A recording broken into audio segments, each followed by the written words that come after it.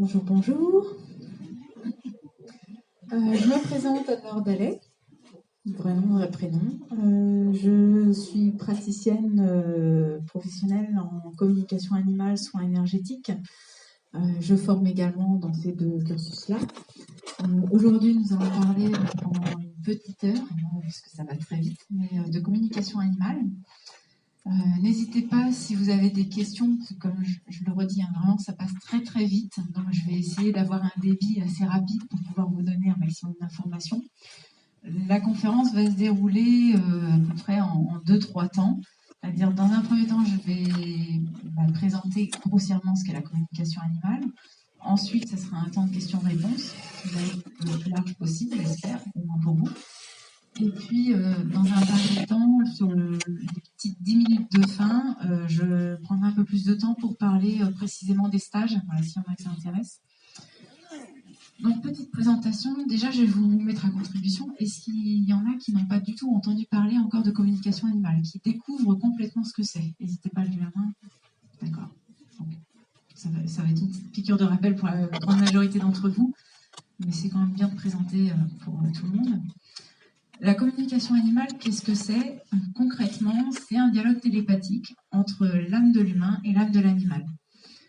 Pourquoi on dit communication animale? Parce que c'est justement entre deux espèces bien distinctes, mais on pourrait très bien se dire que ça va être pratique aussi pour de la communication avec un enfant autiste, un nourrisson, une personne qui est dans le coma ou une personne qui a Alzheimer. Voilà. Je forme des personnes qui ne sont pas que pour un cursus animalier, mais qui leur permet aussi de travailler dans ce genre d'établissement.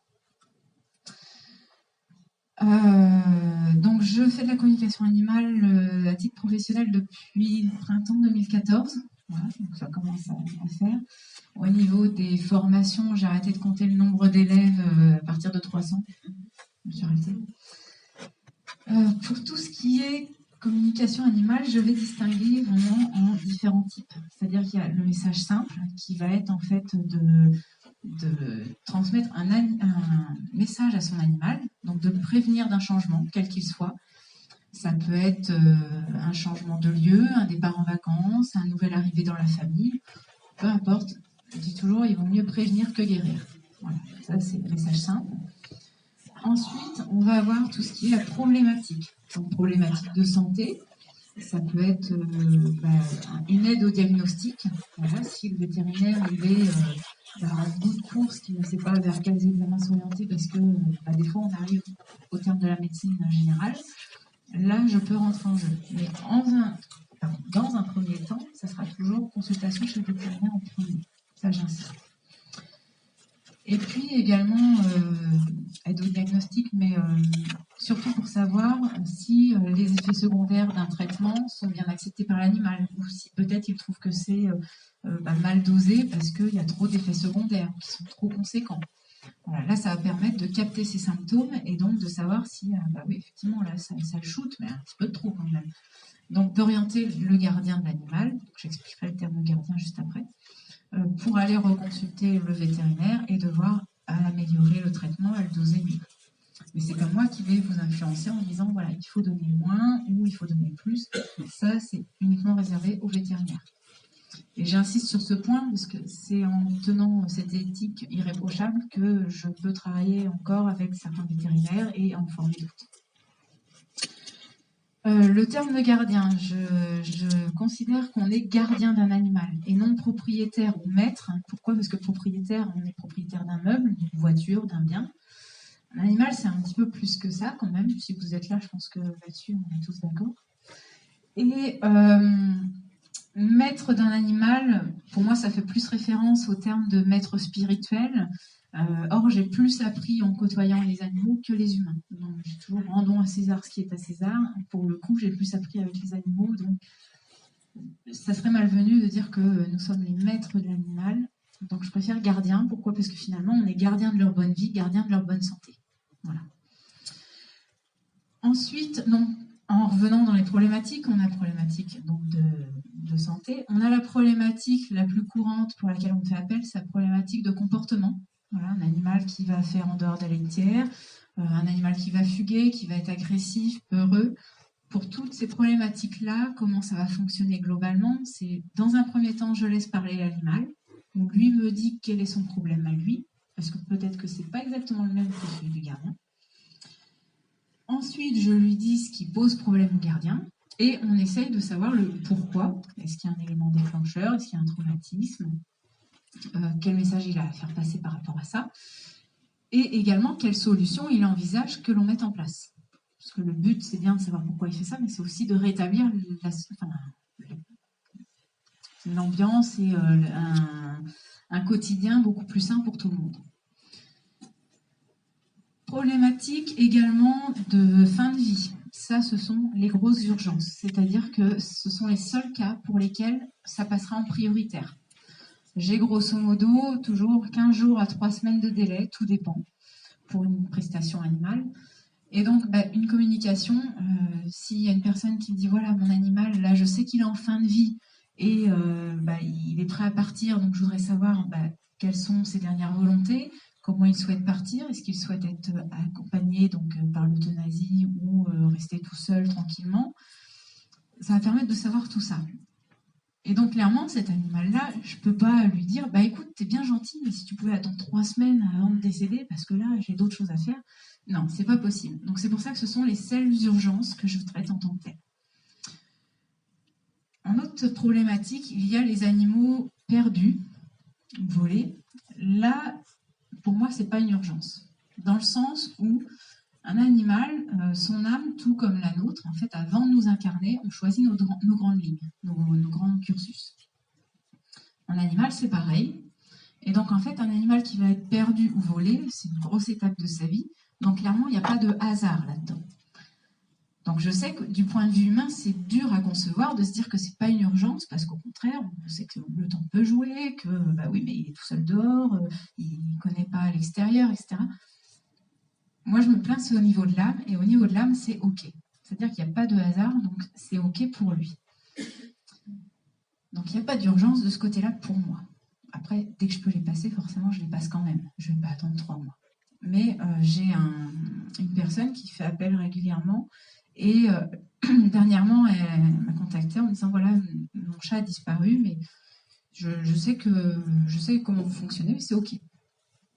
Et puis, le temps passe, j'ai eu d'autres urgences à faire et au final, c'était presque 1 mois après sa demande où je fais la communication. Je envoie le compte-rendu donc par écrit, puisque c'est comme ça que je procède.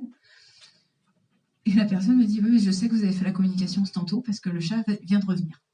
Voilà. Donc, il n'y a pas de magie là-dedans, mais comme quoi il avait quand même cerné l'information qu'il manquait à son gardien et donc il est revenu aussi vite que prévu.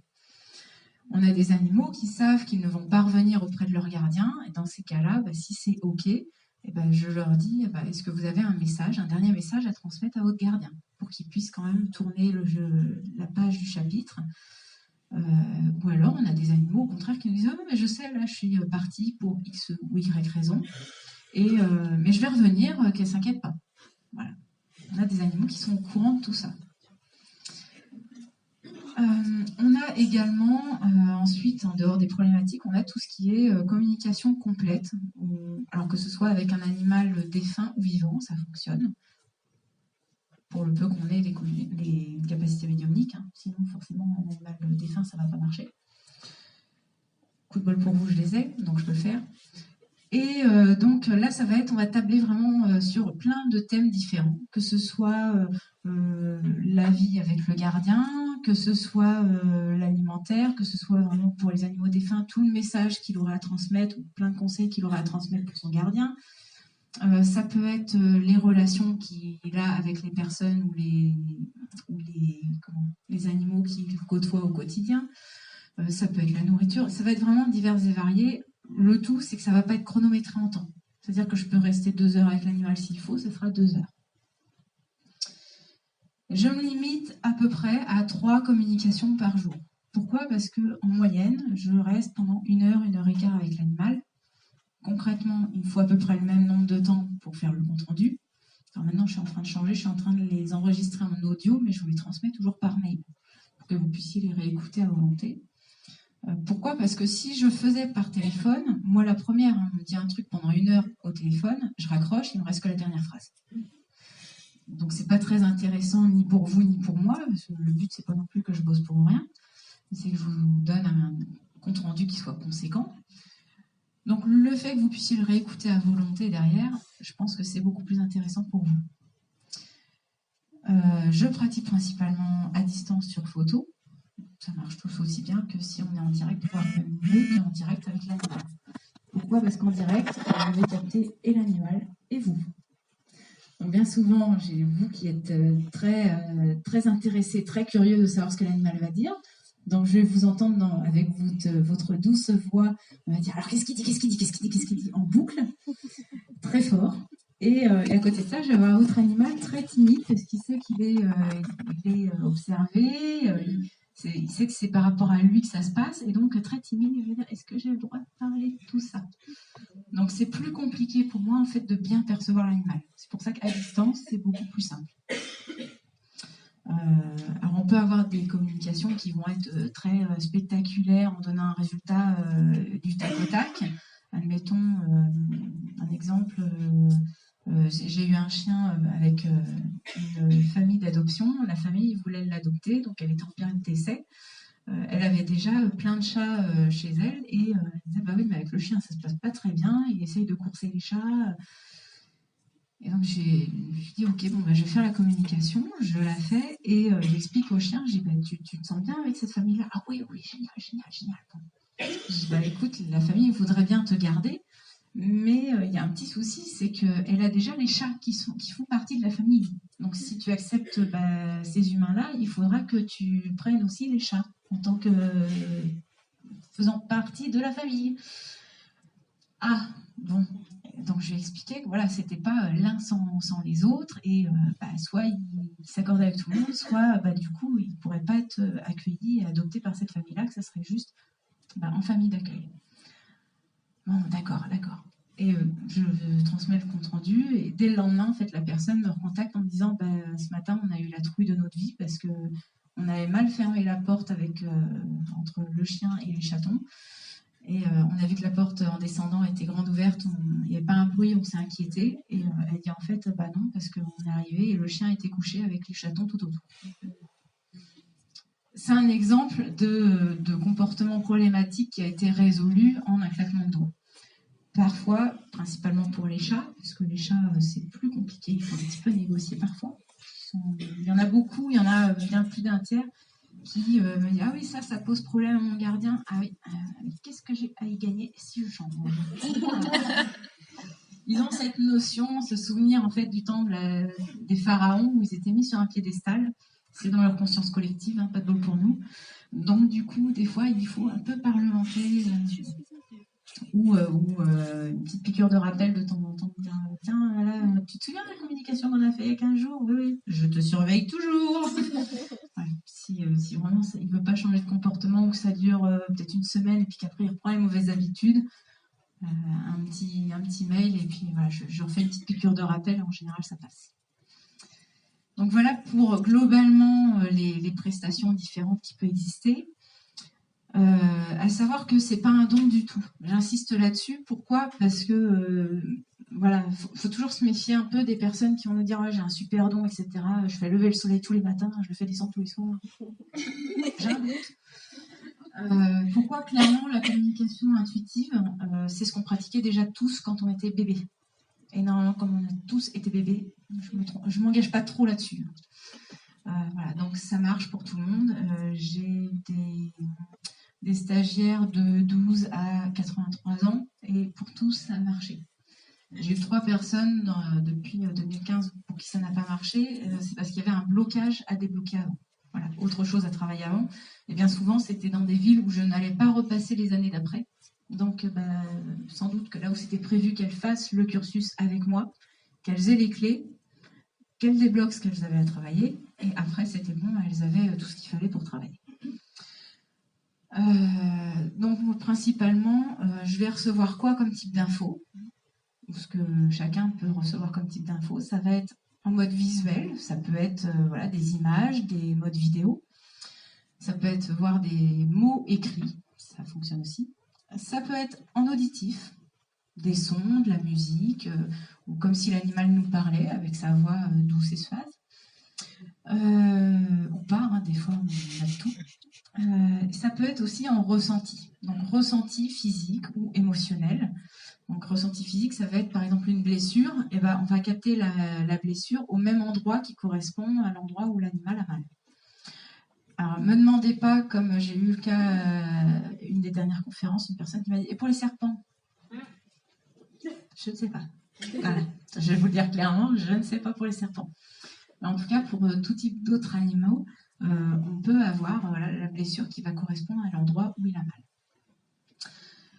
Émotionnellement, on peut savoir si l'animal il est triste, il est heureux, il est curieux, il est joueur, il est inquiet. Voilà. On va avoir vraiment tout un panel des possibles. Et c'est pas une baguette magique, c'est-à-dire que c'est pas parce qu'on va apprendre la communication animale qu'on va savoir parfaitement le faire. C'est un peu comme un art, comme du vélo, c'est-à-dire que le vélo, vous en avez tous fait donc étant petit, comme la communication intuitive, vous en avez tous fait étant bébé, même si vous n'avez pas ce souvenir-là. Après, vous l'avez rangé au garage, il a pris la poussière.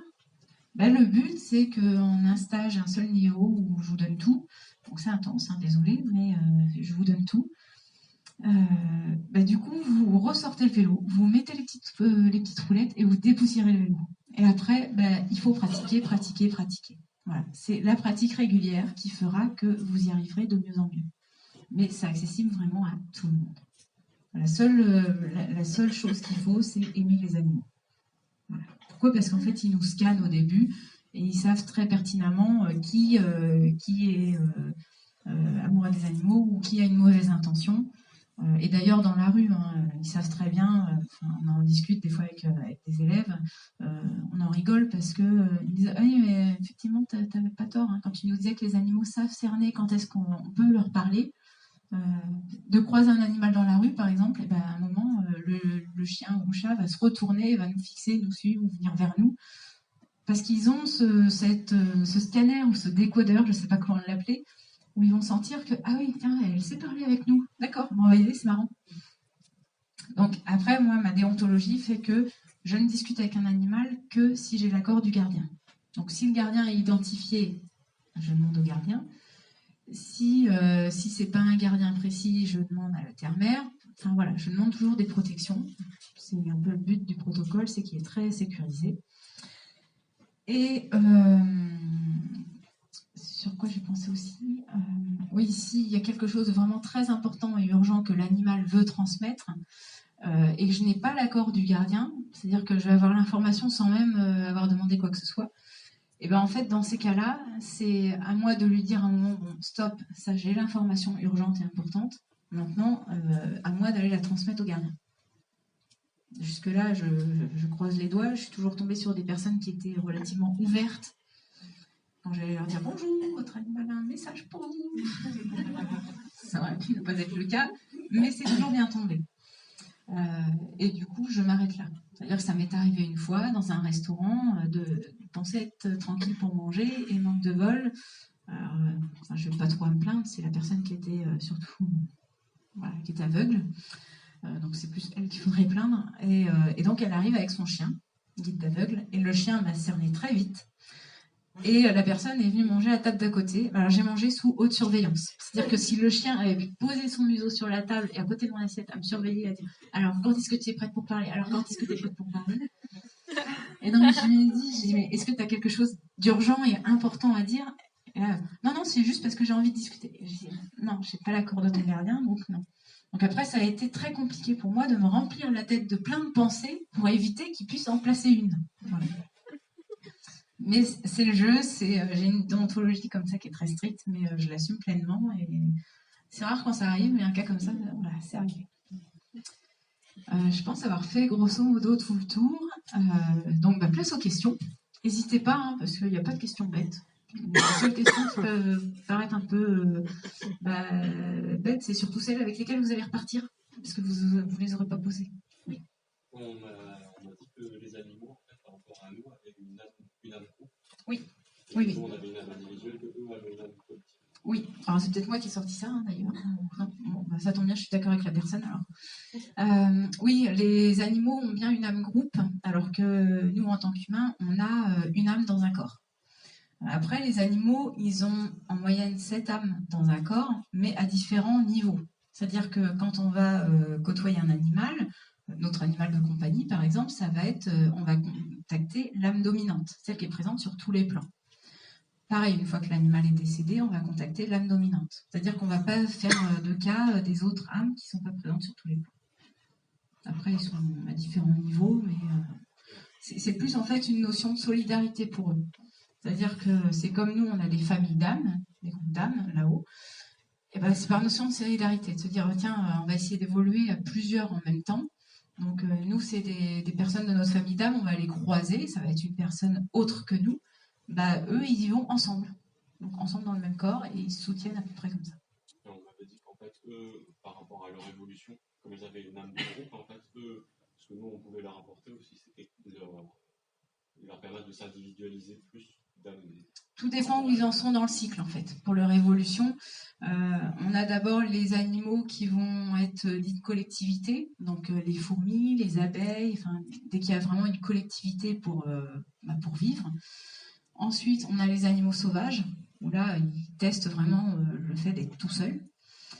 Et ensuite, on a les animaux domestiques, où là, ils vont se préparer en fait à côtoyer l'humain pour passer au cycle d'après, où c'est justement être incarné en humain.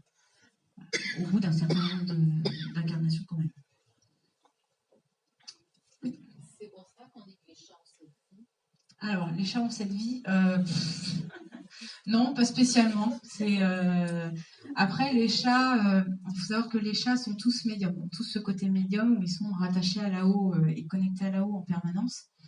C'est pour ça qu'ils bossent beaucoup avec là-haut et donc peu de besoin de leur corps physique, donc le chat dort beaucoup. C'est pas que c'est juste un gros feignant, c'est qu'ils sont surtout en connexion avec là-haut et leur corps physique ne leur sert qu'un petit peu, mais pas tant que ça.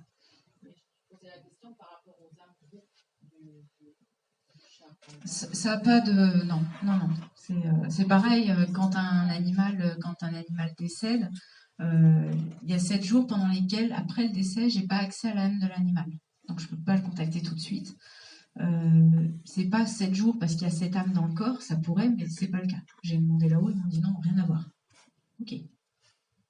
Là, non, je sais pas. J'avais vu une illustration, je garantis pas le sérieux de l'illustration du tout. Mais on voyait un chat qui se pointait devant Dieu là-haut au paradis avec sa petite carte pour avoir cette entrée, cette sortie, quoi. Et donc Dieu venait lui poissonner. Je ne garantis pas le sérieux de l'illustration. Mais non, après, je dirais tant qu'ils n'ont pas fini leur cursus de prévu dans cette incarnation-là, ils sont aidés, mais chat comme un autre animal. Ils sont aidés pour pouvoir le continuer et perdurer. Je ne comprends pas par rapport à l'amour pour un chat individuel. Bah, en fait, c'est que pour eux, ça va être considéré comme acquis. C'est-à-dire que l'animal qui va vivre certaines épreuves, ça va être considéré acquis pour toutes les âmes qui sont présentes. Donc il y en a, par exemple, qui ont été l'incarnation d'avant, qui ont un petit peu morflé, vont se dire bon non, moi je me mets que sur les plans vraiment très supérieurs pour pas avoir trop de coups à la prochaine, et ainsi de suite. Après, ils ont les places qu'ils choisissent. C'est-à-dire que c'est l'âme dominante qui à un moment dit là-haut, dit bon allez, moi je suis partant pour faire une incarnation, voilà, qui veut venir avec moi pour apprendre. Et donc, en fait, c'est le train se goupille comme ça, chacun prend sa place dans le train, et puis hop, on part. Voilà. Et c'est une notion de solidarité, c'est-à-dire que ça permet à certains d'être moins présents et de moins subir les coups de la vie dans l'incarnation, mais en ayant leur cursus validé. Donc après, ils peuvent passer, ils peuvent évoluer. Et quoi qu'il arrive, ils auront quand même une vie dure. Pas forcément, non. Ils n'auront pas forcément une vie dure pour évoluer. Après, malheureusement, c'est un peu comme nous. C'est-à-dire que nous, pour bien apprendre une leçon, bien souvent, on a une leçon qui fait mal. C'est juste qu'on apprend mieux comme ça. Après, le but de la vie, c'est aussi d'être heureux de temps en temps. Mais ouais, non. C'est vrai que si tout se passait bien, on apprendrait beaucoup moins que si ça se passe moins bien. Mais on a, je parlais de coups, mais de coups généraux dans la vie, des étapes en fait. Un animal maltraité, il n'est pas là pour apprendre ce que c'est que la maltraitance. Il va peut-être être aussi là pour faire évoluer son gardien et lui dire, tu vois, je reviens toujours vers toi parce que je suis dans l'amour inconditionnel. Je te montre l'exemple. Un animal volé ou perdu, c'est pareil. Il a peut-être choisi de faire un bout de vie, voire le reste de sa vie avec un autre gardien, pour apprendre autre chose, pour apprendre plus de choses qu'avec un seul gardien. Le but, c'est d'apprendre. Pour eux comme pour nous, c'est d'apprendre. Après, il vaut mieux apprendre dans la joie, mais des fois, il y a des leçons qu'on apprend bien comme ça. Vous êtes timide. Oui. On le sait pas.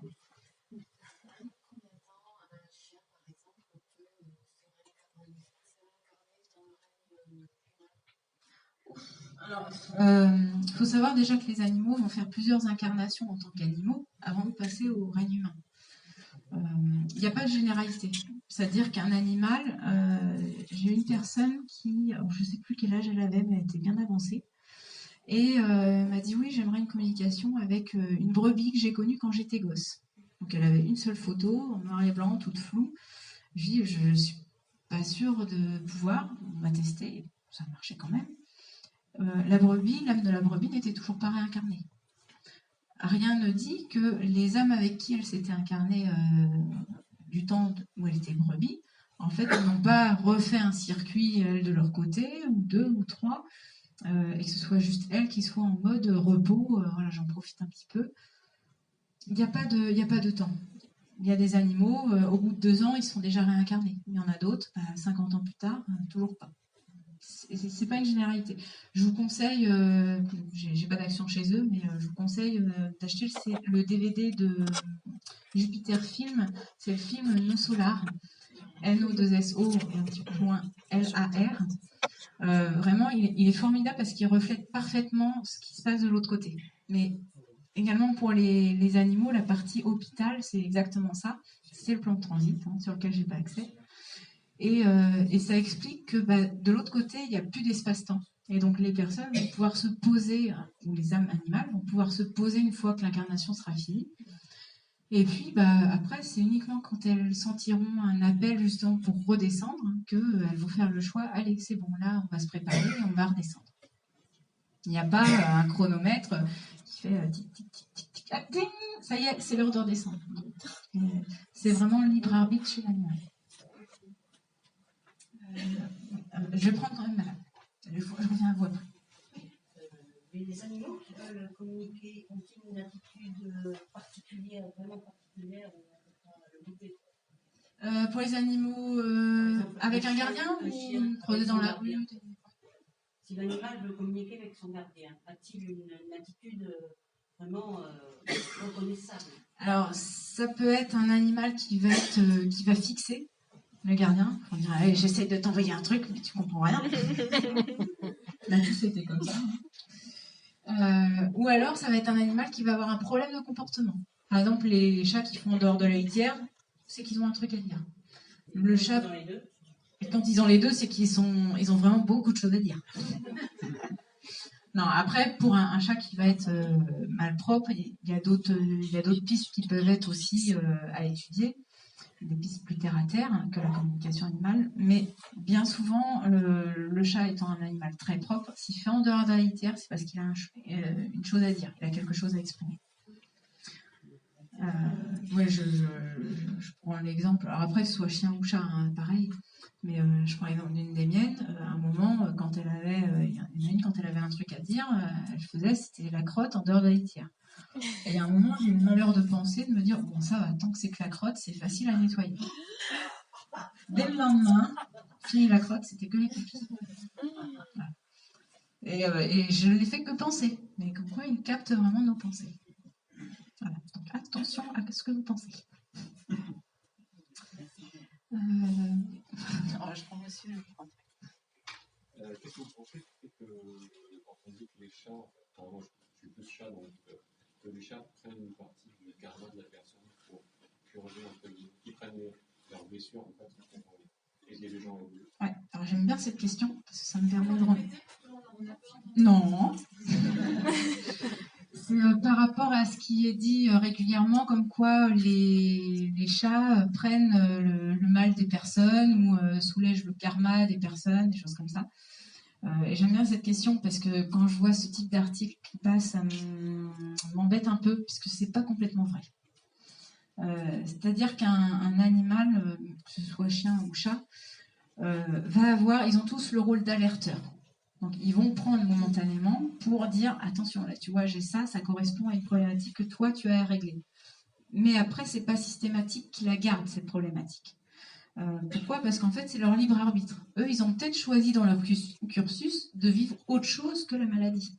Donc ils vont alerter pour pouvoir pointer qu'il y a un souci là et que voilà je suis à côté de toi donc je t'aide à te montrer qu'il y a un truc là à travailler. Mais après, s'ils n'ont pas décidé de vivre la maladie, ça m'est arrivé de faire des communications où la personne me disait bah oui, là j'ai bien vu qu'il avait eu ça correspondait à moi un blocage que j'avais. Par contre, là il a plus rien, alors que moi le blocage je l'ai encore. Et en communication, l'animal il dit dis donc, j'ai pas signé pour ça. Hein. Voilà, c'est leur libre arbitre. Donc c'est pas systématique. C'est là où j'ai un peu du mal avec ce genre d'article, c'est que on en fait une généralité, comme quoi tous les chats prendraient le côté négatif des personnes, etc. Même dans des lieux, ils vont prendre le négatif des lieux, alors que c'est pas du tout une généralité. C'est là où ça m'embête.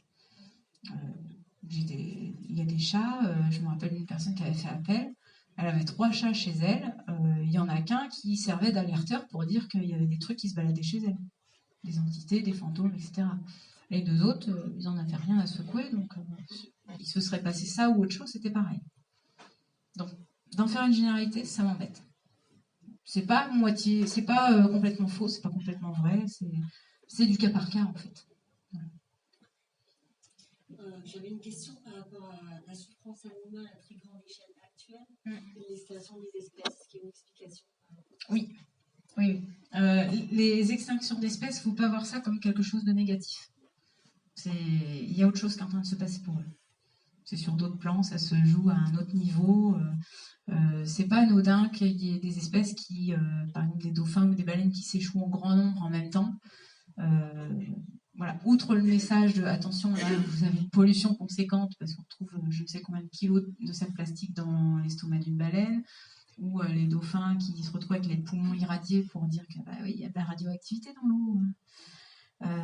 Il n'y a pas que ça. C'est que derrière, ils vont aussi sur... je vous laisserai rechercher, voilà, vous prendrez pas, si ça ne vous parle pas. Je vous laisserai rechercher par rapport à la nouvelle Terre. Voilà. C'est quelque chose qui est en préparation et du coup, eux transitent. Donc, ils ne vont pas sur le plan des défunts, ils vont sur un autre plan. Voilà. Oui.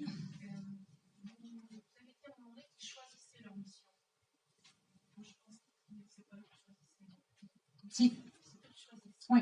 C'est toujours, alors que ce soit animal ou humain, ça marche pareil pour les deux, c'est toujours le dernier qui arrive qui choisit ceux qui sont déjà en place. Donc un bébé va choisir ses parents, un animal va choisir ses gardiens. Et sa mission, pareil. C'est-à-dire qu'avant de s'incarner, alors c'est pareil, ils n'ont pas forcément une mission pour le gardien. C'est-à-dire que lui va avoir une grande... comment je pourrais dire une grande trame à travailler, une trame principale, et puis dessus vont se greffer des petites étapes aussi à travailler. Mais cette trame principale, ce qu'on pourrait dire la mission, ne sera pas forcément en incidence avec le gardien. Ça, c'est pas systématique non plus. En général, pourquoi on dit ah là là, mais oui, là il y a un effet miroir, ou là cet animal il a une mission par rapport à moi. C'est parce qu'il nous a choisi comme gardien, donc il faut bien qu'il y ait un moment quand même où ça colle un peu entre les deux. Mais bon, c'est lui qui choisit. Et on a même dans une évolution encore plus aboutie, on a ce que j'appelle les animaux guides, où là c'est pour le coup on va avoir une âme animale dans un corps animal. Pourquoi ? Parce que c'est une âme animale qui n'a plus besoin de se réincarner en tant qu'animal pour apprendre ce qu'il y a à apprendre de ce cycle-là. qui pourrait très bien passer en tant qu'humain, mais qui fait le choix de revenir en tant qu'animal pour remettre sur le bon chemin de vie un gardien bien précis. Et là, c'est à lui de se dépatouiller. Autant ils sont comme nous là-haut, ils ont des guides ou des êtres de lumière qui leur sont rattachés à leur cycle. Autant quand c'est un animal guide, c'est-à-dire il a fini d'apprendre en tant qu'incarné animal, ben on le laisse se débrouiller. C'est-à-dire qu'on lui dit, voilà, c'est à toi de te débrouiller, comment tu veux faire pour entrer dans la vie de ce gardien. Tu te débrouilles aussi de savoir quel sera ton cheminement, ta mission. Tu te débrouilles de tout. Et après, il est obligé de se présenter devant une sorte de conseil. Et c'est là-haut, oui, il lui valide, ok, là c'est bon, c'est abouti, c'est bien réfléchi, tu as le droit de descendre. Voilà. Ouais. Mais parce que c'est un animal, donc il choisit en fait, en gros, il va choisir, voilà, je veux aider à remettre dans les bons rails telle personne, donc il faut que je fasse ça. Et c'est cette mission de vie qu'il a, c'est de remettre dans les bons rails la personne. Alors qu'un animal qui va être en âme groupe, donc un animal classiquement, lui ça va être, voilà, je vais travailler ça, mais pour lui. Et c'est en fonction de ce qu'il aura à travailler, donc avec aussi l'aide des guides qui vont lui dire, là tu vois, tu as peut-être un peu chargé la mule, évite de travailler trop de choses parce que c'est compliqué. Après, on va lui fournir comme sous un rétroprojecteur, on va passer et il va avoir différents gardiens qui vont être proposés. Et c'est lui qui va choisir, ok, celui-là me correspond mieux. Mais il va être aidé vraiment à choisir son incarnation à venir. Animal guide, il se débrouille. Oui. L'animal guide, c'est à peu près, allez, si j'arrondis, ça fait 1% des cas que je traite. C'est vraiment très très rare. Bien souvent, ce sont des chats, parce que avec une connexion super 4G, tout ce qu'on veut. Et bien souvent, on constate déjà, on a déjà une petite a priori, parce que l'animal, en fait, il va commencer à avoir un comportement un peu bizarre. C'est-à-dire qu'il ne va pas être joueur, il ne va pas être curieux, il ne va pas être gourmand. Et on se dit, mince, ça ne correspond pas à un chat, en fait. Une sagesse. Et du coup, on s'interroge là-dessus. Et en communication animale, ça fait pas un... Là, je peux vous dire sans moindre doute si c'en est un ou pas. Puisque si c'en est pas un, en fait, ça fait une communication classique. Je peux rester 1 heure, 2 heures presque avec lui. Si c'est un animal guide, il faut que je monte en vibration beaucoup plus haut. Et dans ces cas-là, déjà 10 minutes avec, ça demande beaucoup d'énergie. Donc, voilà. Ouais, très très haut. Donc, voilà. Oui. Lors de l'adoption, est-ce que les chiens, les chats, je sais pas, les animaux domestiques, on les adopte par deux, parfois selon les fratries, ensemble, ou c'est complètement indépendant?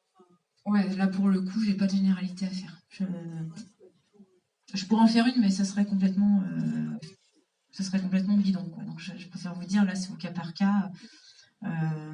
J'ai une amie, elle a adopté, c'était une minette qui venait d'une même fratrie que d'autres, et en fait la minette était complètement mise à part. Bon, dans ces cas-là, je ne peux pas dire que oui, elle aurait préféré être adoptée avec toute la fratrie. Ce n'était pas le cas. Donc c'est vraiment au cas par cas. Il faut bien prendre conscience, même si je pense que vous avez déjà cette notion-là, si vous êtes là, c'est que vous avez un peu d'éveil sur la condition animale et le fait qu'ils aient une conscience. Ils ont chacun, tout comme nous, leur caractère. Donc on en a qui vont être très sociables et aller voir un peu tout le monde et n'importe qui en mode je suis super content, le monde il est beau, il est tout rose. Et d'autres qui vont être très fusionnels avec leur gardien et qui ne veulent que ce gardien-là et le reste du monde n'existe pas. Ou s'il existe, ça nous embête. Voilà. Vraiment, les caractères sont complètement différents. Et est-ce qu'un animal peut préférer la communication à le fait d'être caressé pour un chat ou pour un chien? Alors, est-ce qu'un animal peut préférer de communiquer par le biais de la communication plutôt que des caresses ou des câlins? Ça peut. Là aussi, ça peut. Les animaux qui vont être hypersensibles, par exemple, vont avoir du mal, surtout si leur gardien il est thérapeute énergéticien, ils vont avoir du mal à côtoyer autant d'énergie. J'en discutais, je ne sais pas si la dame est là dans la salle, j'ai pas de mémoire, donc je suis dit oh non, oui, nul. Mais la dame me disait oui, en Reiki, l'animal, moi, n'accepte pas le Reiki. Et en fait, oui, parce que un animal qui est hypersensible va être vraiment très sensible aux énergies. Donc si on le caresse, ça va être... j'avais fait une communication avec un chat comme ça, ou un chien, je ne sais plus. Et en fait, il m'a fait ressentir ce qu'il ressentait dans les caresses. Et il ressentait, mais comme si en fait on le griffait au niveau du dos. Parce qu'il était hypersensible. Donc il sentait déjà au niveau de son corps éthérique et pas seulement le corps physique. Donc en fait, c'est comme si la personne qui caressait sur le corps physique, elle rentrait ses doigts pour le griffer dans les 2-3 cm du corps éthérique. Donc pour lui, c'était douloureux. Mais tout dépend là encore. Oui. Ah non. J'ai cru. Si j'ai une question par rapport au Reiki. Vous avez eu des retours des animaux par rapport à cette pratique-là?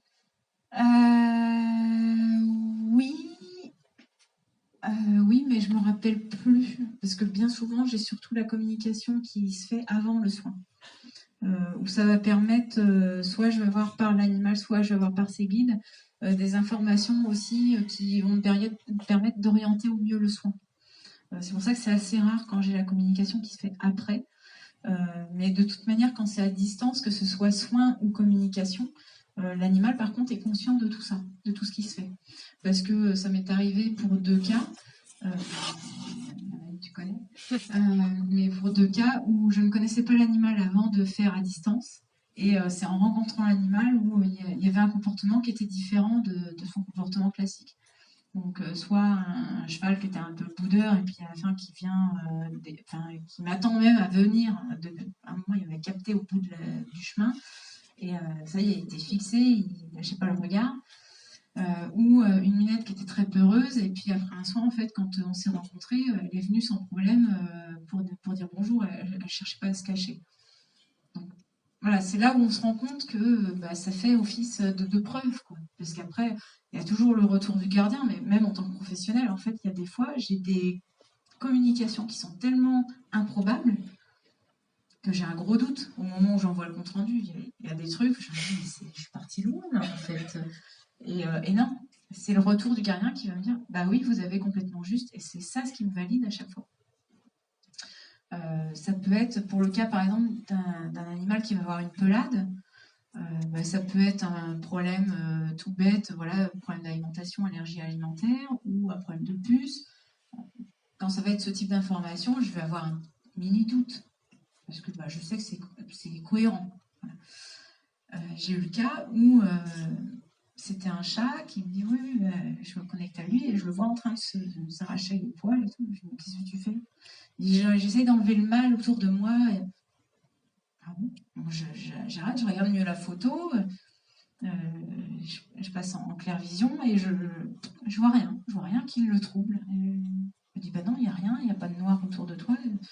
Tu peux me réexpliquer? Mais si, j'essaie d'enlever le mal, et je le vois en train de se lécher.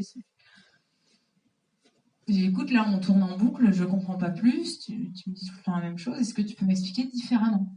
Et là, je me retrouve projetée devant une scène de film X où je vois, parce que c'était une dame qui m'avait fait appel par mail, et je vois une dame, alors de dos, heureusement pour moi, à poil sur un lit, et donc complètement nue comme un verre, à caille-fourchon avec un monsieur pareil à poil sur le lit, et je l'entends lui dire « Vas-y chérie, fais-moi mal, fais-moi mal ». Et je me dis, d'accord, il prend ça au premier degré, et en fait, il essaye de récupérer le mal de sa gardienne. Donc, je dis, c'est bon, tu peux arrêter le film, là, j'ai pas payé pour voir ça. Et donc, je lui explique que voilà, c'est une sorte de jeu de rôle, en fait, entre eux, qu'il n'y a pas réellement de douleur, qu'il n'y a pas à s'inquiéter, etc. Le plus dur a été quand même de faire le compte rendu. Parce que là, effectivement, le doute, je crois que j'ai pas eu pire doute qu'à ce moment-là. Là, je me suis dit déjà comment elle va prendre la chose. Est-ce que c'est bien elle? Parce que je savais pas quoi elle ressemblait. Je savais pas si elle était en couple, si elle avait un mari, que c'était lui, mais que c'était pas elle. Bon, le doute, il était énorme. Et je me suis dit, bon, je vais démarrer déjà en lui disant que je me mets comme son animal, sans jugement. On met les choses en place. Et après, j'ai mis le compte rendu, je lui ai dit. Parce que, non, et je lui ai dit aussi que j'avais réexpliqué les choses à son chat et que je lui conseillais quand même, les prochaines galipettes, de fermer la porte. J'ai pas eu de réponse tout de suite. Je pense que la pauvre, j'aurais été à sa place, je sais même pas si j'en aurais donné une un jour en fait. Mais au bout de 3 semaines à peu près, j'étais en vacances, je gérais encore le téléphone à ce moment-là. Et donc elle appelle, je décroche, elle me dit oui, c'est Madame Intel. Je ne me rappelle pas, mauvaise mémoire. Et elle me dit mais vous savez, pour le chat avec la pelade. Ah, ça m'a échappé en fait. Et elle a dû comprendre que c'était pas tant le chat dont je me rappelais, mais le reste. Et je dis oui, ça y est, ça me revient. Elle me dit je suis terriblement gênée que vous m'ayez vue dans cette position avec mon mari. Il aurait manqué que je fasse le bazar dans le couple et là, je m'en serais voulu. Même si l'animal disait la vérité, voilà, je préférais que les choses restent correctes. Donc elle me dit, je suis terriblement gênée que vous m'ayez vue dans cette position avec mon mari. Si j'avais pu me mettre dans un trou de souris, je crois que je l'aurais fait. Elle me dit, mais je me suis sentie obligée de vous rappeler pour vous dire merci parce que les poils repoussent. Et la raccrocher. Et c'est ça ce qui a valeur pour moi, de me dire, j'ai bien bossé ou j'ai pas bien bossé. Et en fait, quand j'ai repris la communication animale avec mes guides qui m'avaient redonné un protocole, etc., en fait, j'ai pratiqué pendant 1 an à avoir des retours et des retours valides à 100%. Et c'est à partir de ce moment-là où j'ai accepté que les gens me règlent et de faire le changement aussi auprès de l'URSSAF pour être déclaré dans ce type d'activité. Là encore, je suis très perfectionniste, surtout avec moi. Mais je voulais du travail bien fait. Donc si j'atteignais pas le 100%, pour moi c'était inconcevable de me dire ouais, je suis professionnelle, j'ai un quota d'erreur, 25% près. Mais je connais des professionnels pour avoir discuté avec eux qui sont dans cette démarche-là. De dire oui, j'ai commencé il y a 1 an. 1 an et demi, ça fait longtemps. Et maintenant, je forme, 3 mois après, je formais. Mais je leur dis qu'il y a 25% d'erreurs dans ce qu'on reçoit. Là, je me dis, on n'est pas sur la même barque. Non. Clairement, moi, les élèves que je forme, je leur dis, il vaut mieux avoir peu d'informations, surtout quand on démarre, il vaut mieux avoir peu d'informations, mais qui soient 100% justes, que d'avoir un roman, et puis qu'il y en ait 3/4 de faux. Là, il n'y a pas d'intérêt. Parce que même au niveau de la confiance en soi, en fait, après, on va se dire, mince, je fais une communication, mais en fait, j'invente la plupart des trucs, donc c'est pas important, c'est pas intéressant. Je préfère dire, voilà, on fait les choses correctement, on valide, on va pas à pas. Il faut compter à peu près 9 mois, là-haut, c'est ce qu'il m'avait dit, il faut compter 9 mois, le temps que ce soit de la renaissance dans le monde animal. Mais c'est aussi parce que eux, là-haut, quand on s'entraîne régulièrement, ils nous ouvrent des portes auxquelles moi-même, en tant que formatrice, j'ai pas accès à vous les ouvrir pour vous. Donc c'est juste ça. Mon big boss c'est là-haut, clairement. Donc, je sais pas encore tout faire. Donc il y a des trucs, c'est eux qui gèrent. Oui. Parce que c'était vous la dame peut-être.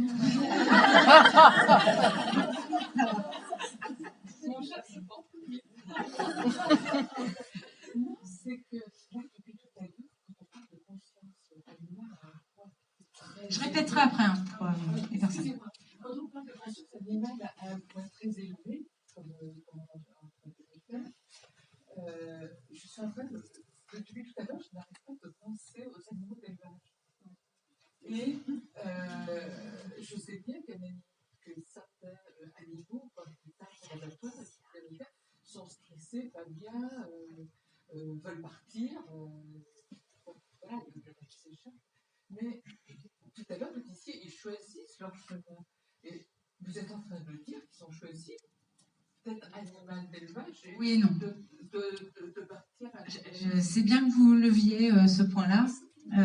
Donc je reprends pour les animaux d'élevage en fait, parce que en gros c'est une incohérence entre le fait, je disais, quand ils sont au moment du départ à l'euthanasie, c'est d'accord pour eux, mais en même temps on voit bien aussi que un animal qui est en camion vers l'abattoir, clairement il n'a qu'une chose en tête, c'est s'enfuir. Oui, parce que l'euthanasie, en fait, alors l'euthanasie, c'est un mot général, mais le moment du départ de l'animal, c'est un accord entre l'âme de l'animal et l'âme du gardien, et uniquement entre deux.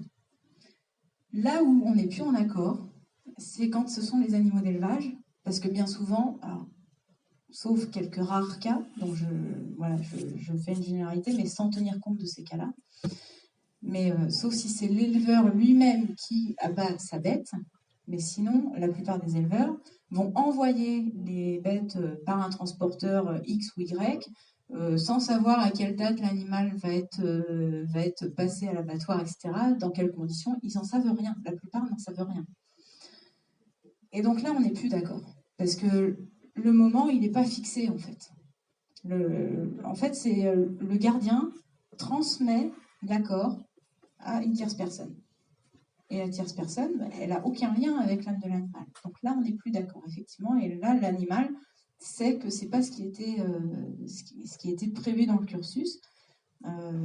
Pour que ce soit OK, il aurait fallu que ce soit le gardien qui élève sa bête et qui la tue ensuite. Donc, c'est vrai qu'on pourrait le comparer à un crime. Là-haut, c'est comparé comme un crime. Comme un crime. Voilà. Donc après, voilà, ça fait un certain karma où les personnes vont déguster après. Bon.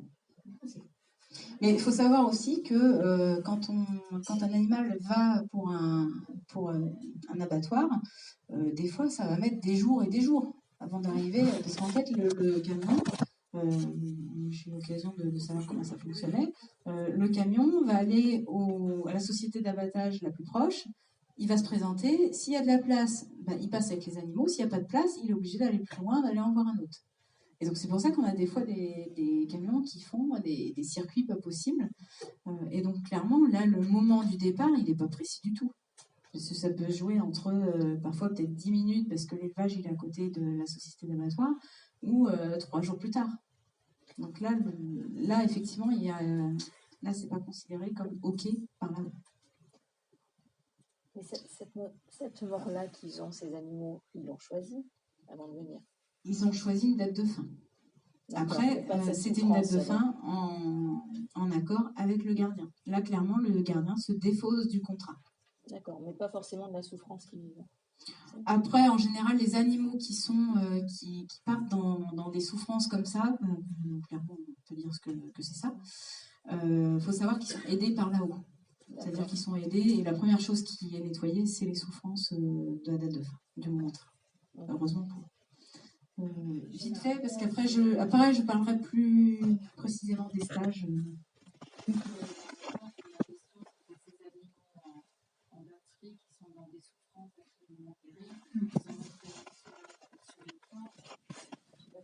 J'ai pas la télé, moi. Horrible ce qui se passe. 80% des porcs vivent dans des conditions depuis la naissance qui sont insupportables. Ouais. Après, c'est pour beaucoup, ça leur fait. C'est pour ça qu'il y a les âmes groupes. Ça permet de soulager un peu. Il n'y en a qu'un qui trinque et les autres. Je vous invite à me retrouver après au stand 199. On aura tout le temps, jusqu'à dimanche soir. Mais effectivement, c'est une notion de solidarité, principalement pour ces cas-là. Ouais. Donc, petite parenthèse maintenant. Donc, pour les stages, globalement, les stages, donc c'est sur 2 jours, c'est intense. Je donne tout sur les 2 jours.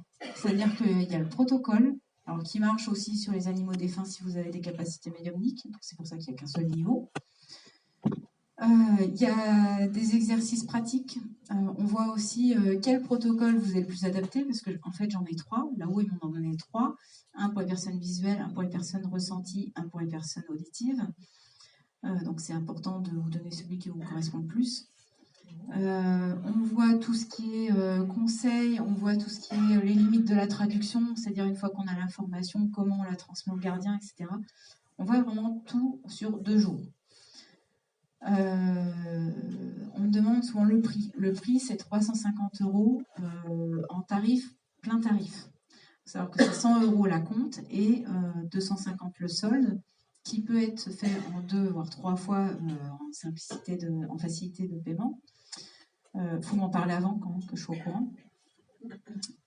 Et il y a 2 autres tarifs. Il y a le tarif pour les moins de 18 ans accompagnés, qui du coup, eux, ont une réduction de 100 €. Et le tarif parrainage, c'est-à-dire que si vous venez et que vous venez accompagner 2 personnes en plein tarif, vous avez votre formation, votre stage qui est à moitié prix. Voilà. Il n'y a pas de tarif étudiant, retraité, chômeur, etc. Parce que c'est au mérite. En fait, ça me paraît plus équitable. C'est-à-dire qu'il y a des personnes qui me disaient bah oui, mais moi je cumule 2 boulots, donc je suis pas chômeur, mais je cumule 2 boulots parce que j'ai des impératifs, il faut que je vive, il faut que je paye des trucs. Et à côté de ça, il y en a qui sont au chômage, qui vivent très bien. Et je me disais, mince, c'est pas équitable pour tout le monde. Pareil, l'âge de la retraite n'est pas le même pour tous les corps de métier. Donc, au final, ça devenait compliqué. Et je me suis dit, pour que ça mette tout le monde sur le même piédestal, sur le même niveau, et on va le faire au mérite. C'est-à-dire que la personne qui fait l'effort de venir avec 2 autres personnes, c'est moitié prix. Et il y a un tarif supplémentaire là, qui est fait spécialement pour le salon, puisque le prochain stage aura lieu le week-end prochain.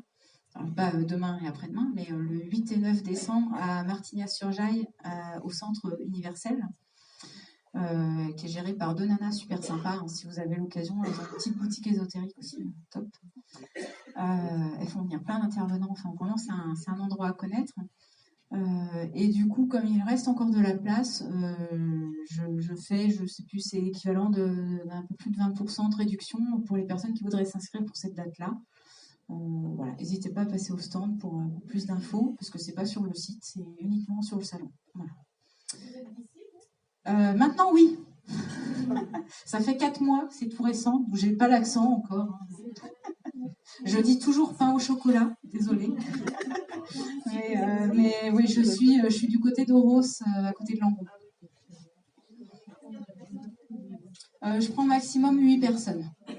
Ça permet de pouvoir accompagner chacune bien comme il faut.